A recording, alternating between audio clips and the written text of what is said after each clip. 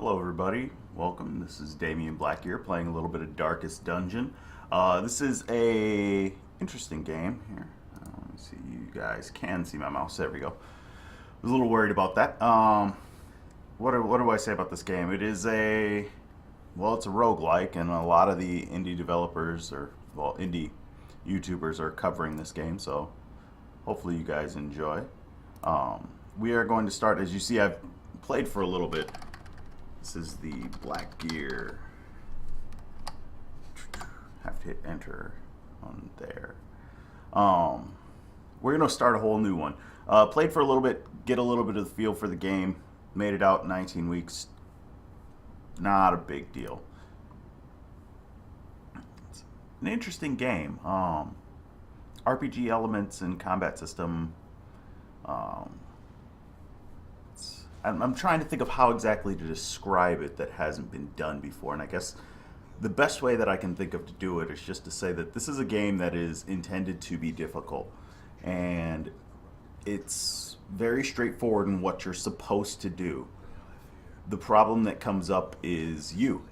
A lot of the times, like, for example, a patch came out because this is an early access game, so it's not yet completed, and they are still working on it. They have been very responsive to it. A lot of things have changed. The difficulty has shifted a little bit. Some abilities have changed a little bit. And one of the patches that came out prevented you from basically stun locking the game into victory. There was a setup, which was why I originally wasn't going to do a Let's Play of this, seeing as it's been almost a year and a half since I've put any videos out, maybe even 2 years. But I figured that's gone. No way to cheese the game, which, I mean, yeah, if you don't want to cheese the game, but really for a Let's Play, do you want to lose? And this game has that potential. And that is the best part about it. And I shouldn't say it has that potential.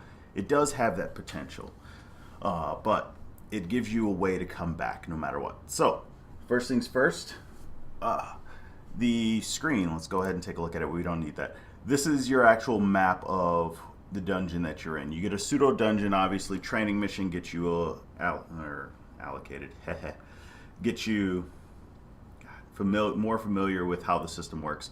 So you start off in a room, as you can see here. We will always be the torch.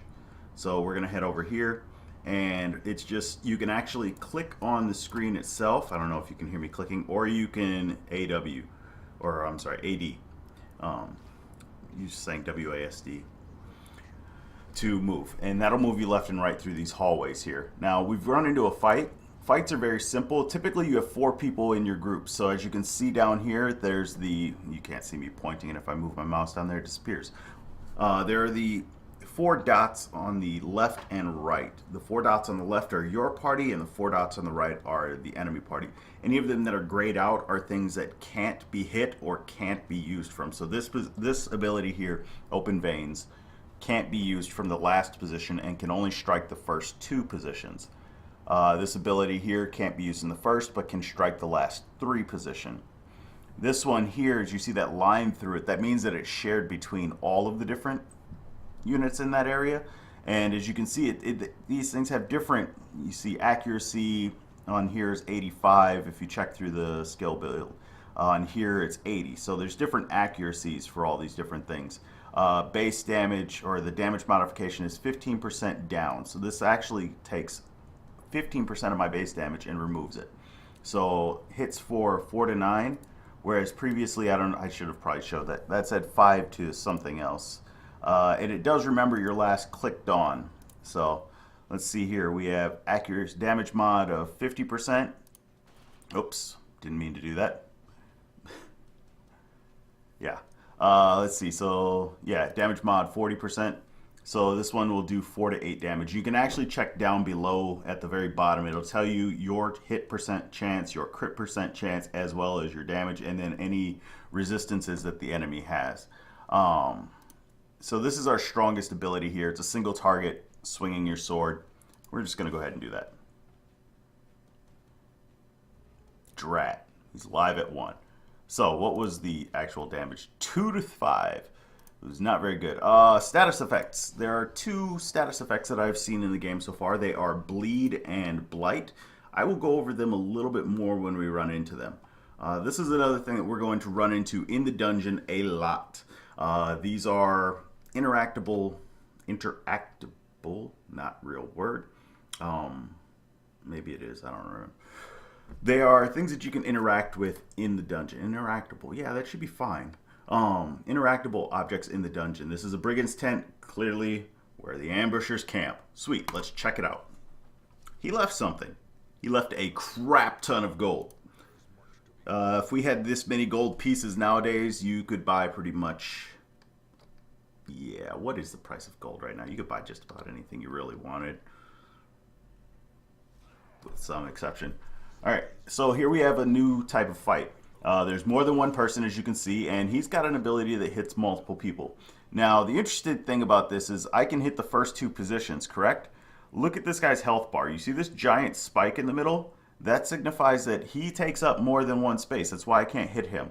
So he actually takes up position 1 and position 2. So if I wanted to hit all three of them, I would have to use this ability, or if I wanted to shoot just the guy in the back, this is the ability that I would use. Now that's not bad, a 15% crit chance at 3 to 8 damage, but if I roll low, it's 4 attacks, whereas if I just start bleeding this guy out, mind you, he's got a 25% bleed resistance, I'm going to hit him for at least 4, bleed him for, how many does this do? 2 points every turn, and he will suffer more and more because of that. Every time his turn comes around, he'll take additional damage. Bleed lasts for 3 turns, same with Blight.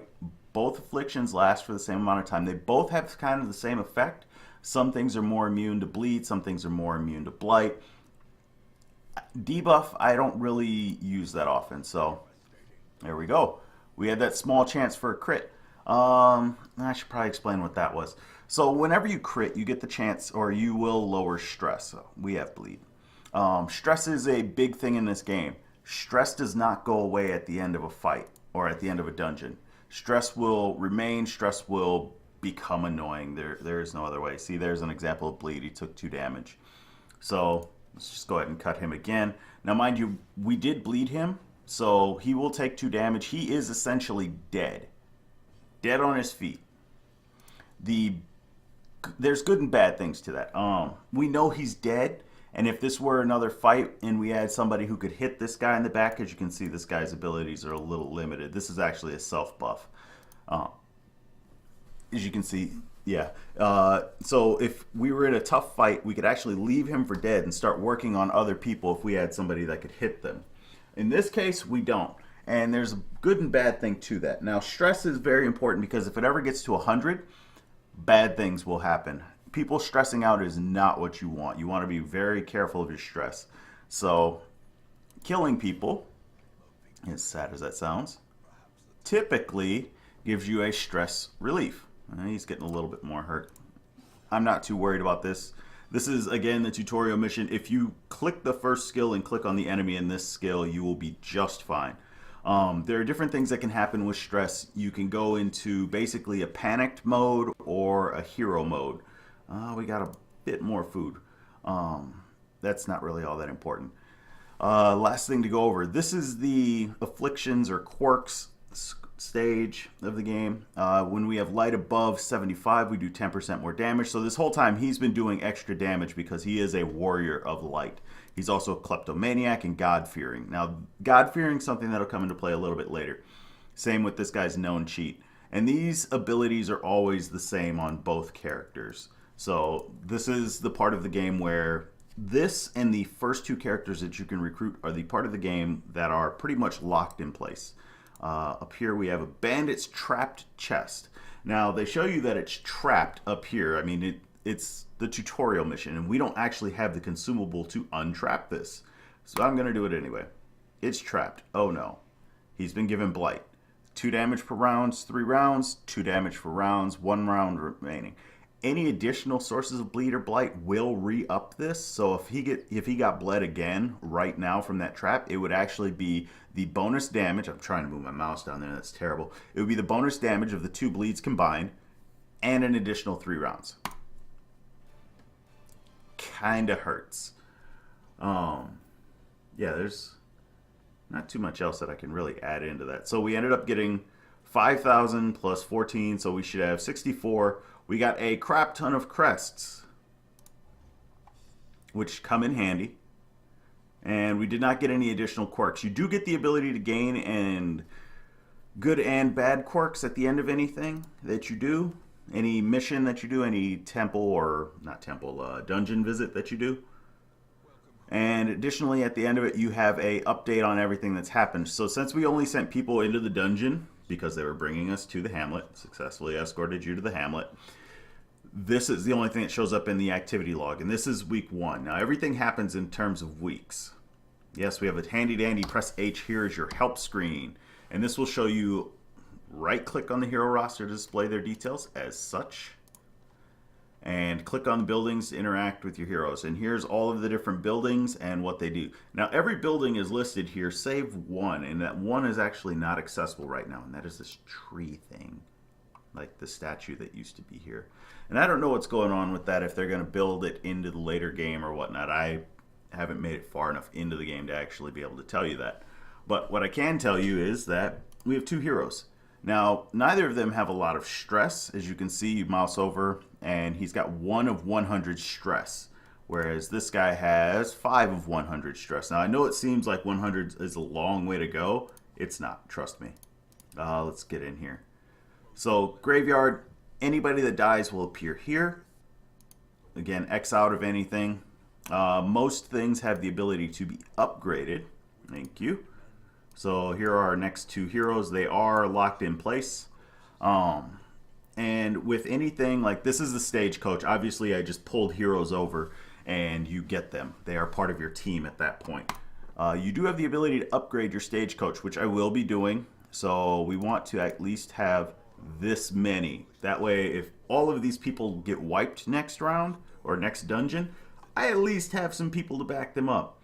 To back out of this, again, X out. Plus, minus. X out of there. And then we're pretty much done. New people will not come back until the end of the next week, so you can't sit there and go do, back and forth, in and out to get new people until you get what you want, which is good and bad. There are certain classes that I much definitely prefer, and others that I'm kind of like, I could go either way on ya. So, first mission, 3,000 gold, 2 busts, 2 crests, and that is if we complete 100% of room battles. This is a skirmish. Unholy abominations turning the light against itself. Meet them in the battle and learn how they fight. Well, obviously 1, 2, 3, 4. Going into this a little bit more detail, let's actually take a look. So we have multiple abilities. These abilities are not unlocked yet for this hero. We will have the ability to do that. These are camping skills, which won't come into play until they are medium-sized or larger missions. All small missions do not require camping. So these are all the resistances and things that you can get. I have yet to see disease. It has not appeared. I have seen everything else. Most of this is pretty common. Disease appears to be something that is just not in my game so far. Traps are a very important thing. There are traps in every dungeon, and you want to make sure that you have somebody. In this case, we have Dismas. We're renaming him Dumas. I have been stuck with that name in my head for this guy ever since I played Vandal Hearts, and then I saw his name. If you haven't played Vandal Hearts, it's a very good PlayStation 1 game that is very bad graphics by today's standards. If they remade it in HD, and or not even HD, if they just remade it and used better graphics, I would be all over that game. So we have a healer. She has a single person targeted heal. I much prefer the party heal. And 2 other abilities that I don't really find to be all that useful. She is best actually being aggressive. Wow. What did you get? He got the vapors thing, which is okay. Wait, that's not there's the vapors thing. This actually is the shuffle, and it will do 1 damage. It's just, it shuffles around people, which can have an effect. There are some, like we have the ability, you see these dots up here, they're darkening out. This is actually the perfect one. This guy only has 1 ability that he can use, maybe 2. 2 abilities that he can use in the front. Yeah. And he's got one ability that he can... Oh, let's put those back on. Yeah, as you can tell, you can turn them off. So 1, 2s, 3s, and 4s. And these are actually where he prefers to attack. So he actually likes to attack the second person, and that's because all of these abilities hit it. He'll never get a full one like that as long as this is live, so no big deal there. So he could actually be row 4. We could shove her at 3. I don't like having the healer up front. Let's see, what if she's a runes phobe? That's not good. Deadly, she gets extra crits. You can't smash. You can't do this. Yeah. We'll figure it out. Did we get any items? No. Alright, so we're going to take off on this mission. After this mission, I will be ending this video and we will be moving forward. So these are provisions. Now, they suggest that you bring 8 and 6, I believe, which is perfectly fine. I mean, if we had a couple other abilities, we wouldn't. But I would probably suggest, let me just back up here. The healer is the main person here. This ability here actually, as you see, it says torch plus 5. If you go down in the list of things, accuracy 80, damage mod 50%, torch plus 5. Torches will come into play throughout your dungeons. The first dungeon it did not. They are not required. Torches keep your light. Light is very good for stopping stress as well as sneaking up on enemies, but you can get by without going to a torch or with a torch. We'll go on. So here we have the list of consumables that we can go through while we're in the dungeon. We have food, which is required. You will need to eat. With them having taken out the weighted cheese through the game and stun lock, you cannot fix the problems that come from not eating. So you do need food, whether you like it or not. There are trinkets and things that you can equip to your characters that remove their food requirement, but you need food. Shovels, clear obstacles and things, bring them. Just always have at least 2 on you, because if you run into them, it is a huge hassle. We have anti-venom, cures poison and blight, or cures blight. This cures bleed. I believe that this was intended to cure disease, but again, I have yet to run into it. There are, oops, that's the wrong thing that I did not, wait, is it? No, I do want to bring it. Keys open up locked things and trapped chests, things like that. Holy water is for basically religious relics, and torches to increase the light level. This is what we're bringing. This is my standard loadout for a small, short mission in this area. Different areas have different requirements for their items, as all of the items are interactive with the everything except for food there is interactive with the dungeon. And so yeah, that is one thing about this. Okay, so torches, as I mentioned before, we have this huge torch thing, and we can see we have radiant light. We have 100% light. That is awesome. Stashed heirlooms. We get another portrait. I am actually going to swap you two. She's a little bit more useful. That's perfect. As I said, you will need shovels. Don't leave home without them. At least 2 every mission. Just don't care. Just don't leave home without your shovel. Alright, so we did not run into anything. Now let's actually zoom out here, and you can scroll to zoom out. Right click and drag to move. If you left click and drag, it doesn't do anything. We can always run away from a dungeon. We can abandon the quest. It has a huge stress penalty. You don't want to do that too often. I would not actually recommend it. There is a strategy involved with it at present. That is... There we go, a trap. That is that when you have a team or a B team and you basically need them to heal, you will continue to enter dungeons and leave them. Just immediately abandon the dungeon.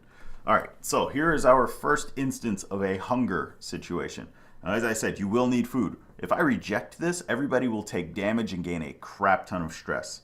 So we are going to eat. It will have a heal effect. Eating food heals you, obviously. We're going to keep the lights up. We hit a trap. And here we have a locked display cabinet. Well, it's locked. Let's use our skeleton key. Ta-da! We get more stuff. May not seem like much. God, you guys, what is wrong with you? We have yet scouting. Here we go. Certain classes have a scouting chance, and this map will show what's on there. So we've scouted 2 rooms ahead. Now this is obviously a open box of some sort. I can't think of anything else, and maybe a stack of books. But it's basically a treasure, an interactable thing in the dungeon. Whereas this one signifies 2 crossing swords. We are fighting. We've got another treasure, 2 more down here. There's a treasure chest in this room. It kind of looks like a treasure chest. I don't know. You might have to zoom into the video. Whereas this room is pretty much empty. So our next encounter is actually going to be here. Let's go ahead and get moving forward. And we do have a plan here. We have to complete 100% of room battles in order to win this mission. So our crate was empty. Let's see. We're going to lose light. So he's doing a little bit less damage, but that'll allow me to show this fun, little quirky thing. You can use consumable items, and they do not burn your turn. So now we have good lighting. He'll be stronger. They'll be the same. Let's see here. So you can see 85, 85. They are unholy. Unholy, according to the tooltips, are completely and 100% immune to the side effects of bleed. They can't be bled. I don't know 100% that that's for sure, but, you know. But they can be blighted, as you can see. So I'm actually going to take this time to let her just heal him up a little bit. Looks like I'd have to push her up 1 more in order to actually do anything there. And we're just going to do this. Now, I know I could have just swung my sword at him. That other guy was dead to rights. But I'm not too worried about this first dungeon. It's the dungeons after this one that can become a bit of a problem. So neither of them have any dodge. If they don't have it, you can't lose it, at least from what I've seen. So reducing dodge on them is completely pointless. 15% or 5%. I'm going to take the 5%. We're just going to go to try and knock this guy out. He's probably the bigger threat right now, but we're going to blight him. And there is a chance, yeah, he's got that chance. His blight resistance is 25. And I will explain how that works in just... Well, I guess I can explain it now. So each of these monsters, you see, they both have 0 dodge. Well, each of these attacks has certain accuracy. So right now, there's an 80% chance that I will hit this guy because he's got 0 dodge and I've got 80% accuracy with this attack. So, not exactly the worst. Let's go ahead and off him. And it works the same with resistances. You can actually get a higher than 100% chance to give somebody a disease or a stun or debuff. And you can also, but you can't go below, to my understanding. So there we have that. Let's go ahead and just a little bit extra damage. That does increase the torch level. As you can hear the old man talking. I hope you can hear the old man talking. I'll check the sound after the video to see if it's loud enough, and if it's not, I'll turn it up in game. The old man will talk whenever there is something going on in the game. There is always something of some sort. And I just realized my mic's not even pointed at me, so I hope that I sound okay. There we go. It slid over now. He'll say something whenever there's an event. So when he talks about radiance and light, it means that your light hit 100. And it's a very good, important thing to pay attention to. Now, mind you, I still have 3 of the consumables that I brought in with the intention of using. Or, well, using on things. There's a second hunger trigger. Now, 8 is not a lot. So that's just something to be aware of. Alright, this is our first interactable one that I actually do not have an item for. This would actually, is a confession booth. It is a religious or holy implied thing. Take a guess at what you might need. The things that we had as consumables were keys, medicine, antivenom, bandages, holy water.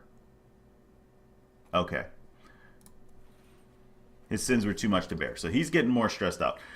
Everything still has a chance to give you an okay or slightly positive outcome of it, regardless of whether or not you actually do stuff with it. And we got pretty lucky. There are these little minions that are horrible to encounter. They basically throw water at you, but what you don't realize is that the water that they throw, oh, you suck!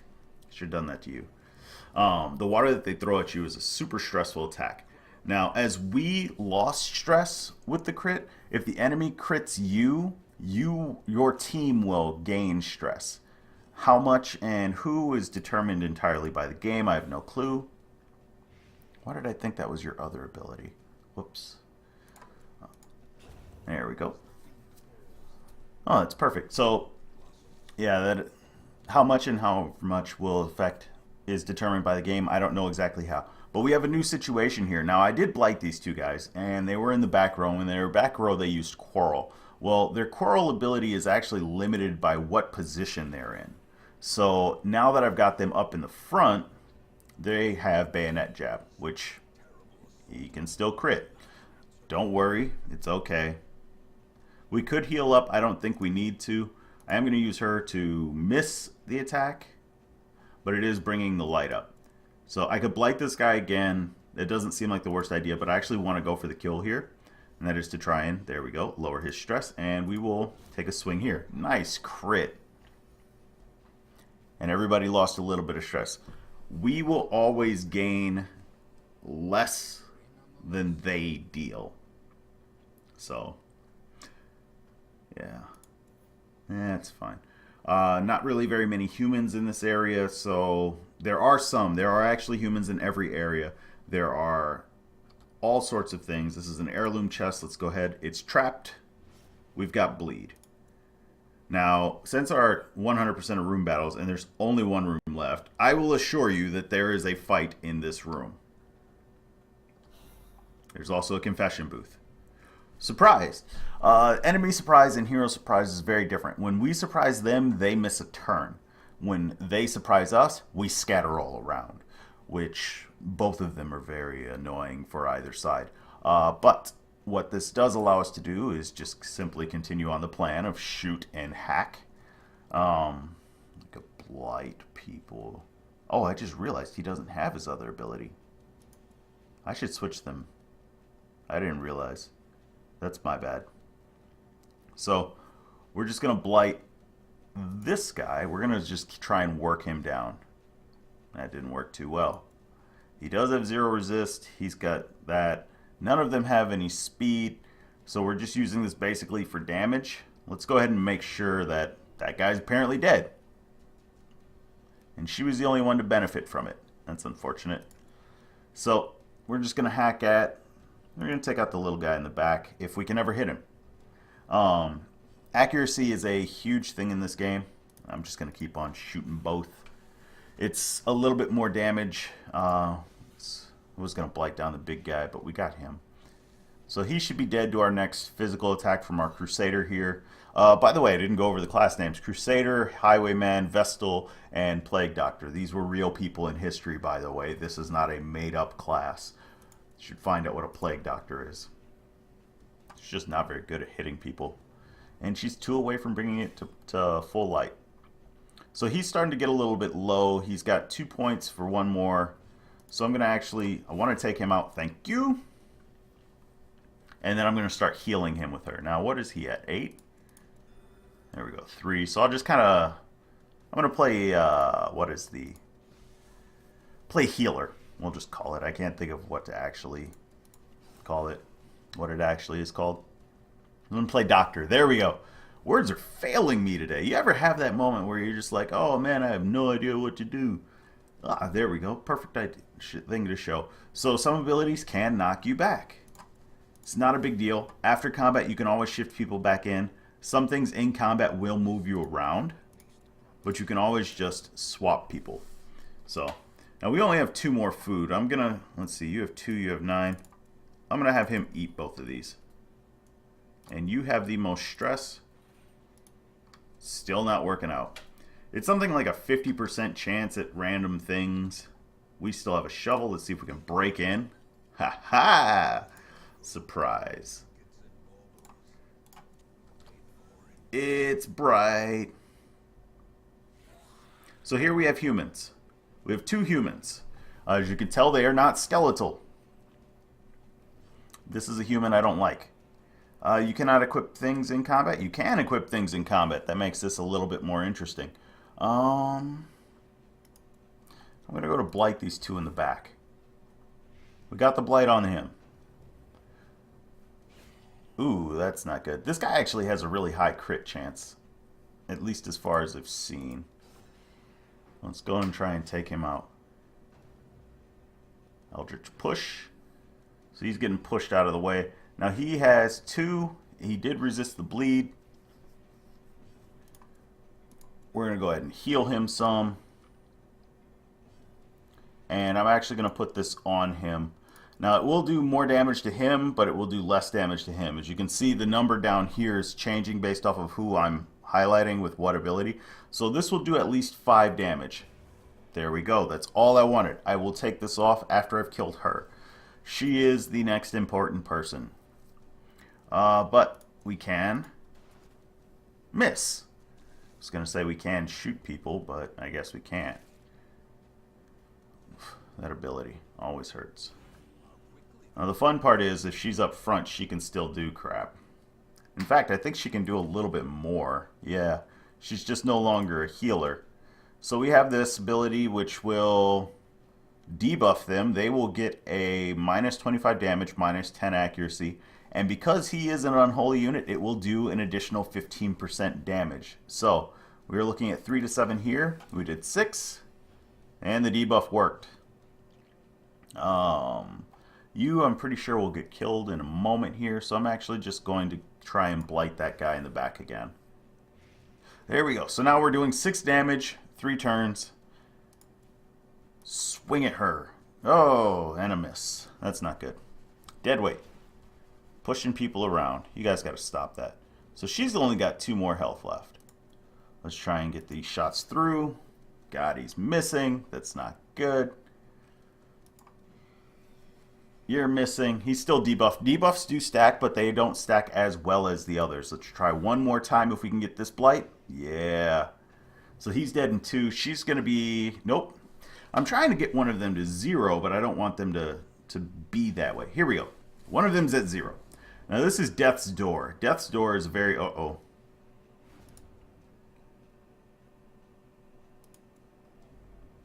It moved it. So he's gone. It is permadeath. Nope, we're not running. We're perfectly fine. Just kill her. That's not a kill.